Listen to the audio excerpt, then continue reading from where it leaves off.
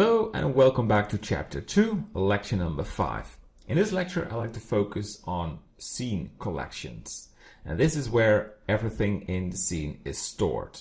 It's a sort of a library where you can find your objects. And if you have a small scene, it's maybe not, it doesn't really make sense, but if you have like this big environment scene with thousands of objects, yeah, it can be very frustrating when you lose your items or objects if you didn't name them right, something like that. So I will show you how this works. So we have the cube, the camera, and the light. But let's say we make this scene a bit more, we fill it with more objects. So you have this add button. If you left mouse click it, you get this new tab. What I like to do is add a plane, and we scale this, Z to scale this or move this downwards.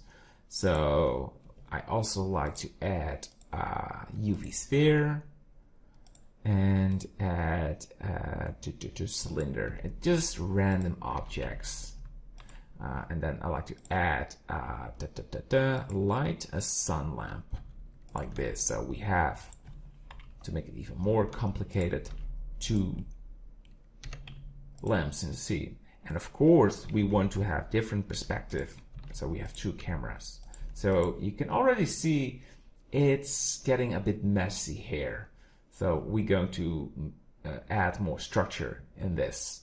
So we have camera, and let's rename this by double clicking on it. So I want to call this camera _ 02.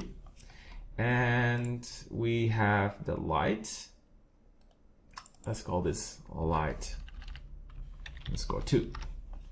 All right, so there's no weird naming right now, but we only have this collection tab. So let's say I rename this into, let's say, objects, yeah, and I right click, or let's say left click on scene collection, right click new, and say lights. So all the lights in the scene needs to be stored in this tab. And I also want a new, let's say, cameras. All right. So what you need to do to organize this a bit more is you select Shift, first all the cameras, right click, move to collection, to cameras, and as you can see, all the cameras are now stored into the cameras. And we do the same thing with lighting. Right mouse click, move to collection, lights, and the objects were already stored in the object tab. So you can even, that's not what we want, but you can, if you want, if you have multiple object collection, add these into your other collections, something like that. But what I like to do is, no, we're not going to do that. I want to just upper the camera collection on top, but that was not possible. All right, but that's no big deal. All right, so we have these objects in the scene, and it's now perfectly outlined right there in the collection tab. But if we just want to have our objects and we don't want to have the lighting, you can turn them off, and even the cameras. So you only have the objects, and this gives a much better view of what you have. So you do not have all these objects, what makes the scene sometimes a little bit confusing.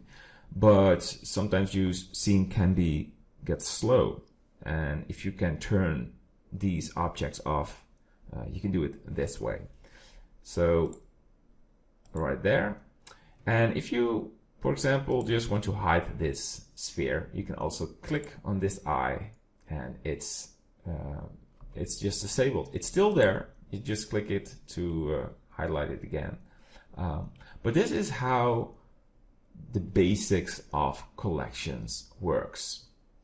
What I try to do is, if you want to have this collection stored into the light tab, you can do that by just moving it. Ctrl Z to disable it.